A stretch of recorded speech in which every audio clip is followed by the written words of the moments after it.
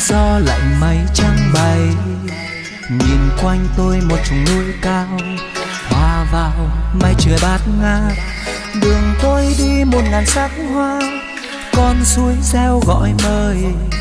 Người phương xa hay cùng đến nơi Tây Bắc khi xuân về. Lòng non gương mình đón nắng, đón mùa xuân ghé qua. Ruộng bậc thang từ xa xa, rừng đào hoa ban thơm ngát. Ở nơi đây họ đón xuân đơn giản nhưng yên bình. Ai cũng sẽ đến một lần đến nơi Tây Bắc khi xuân về. Xuân về trên rừng núi, nâng chén ta chúc mừng. Cầu một năm bình an, ấm no cho bản làng. Xuân về trên rừng núi, mong suốt năm được mùa. Để làng ta được ấm no, hạnh phúc suốt đời.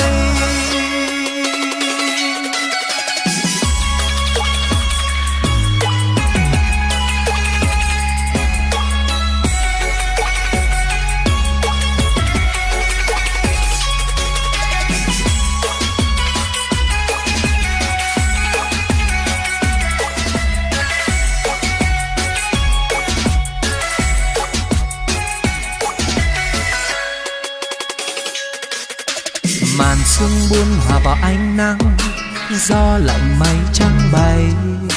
Nhìn quanh tôi một chùm núi cao hòa vào mây trời bát ngát. Đường tôi đi 1000 sắc hoa, con suối reo gọi mời. Người phương xa hay cùng đến nơi Tây Bắc khi xuân về. Lòng non gương mình đón nắng, đón mùa xuân ghé qua. Ruộng bậc thang từ xa xa, rừng đào hoa ban thơm ngát. Ở nơi đây họ đón xuân đơn giản nhưng yên bình.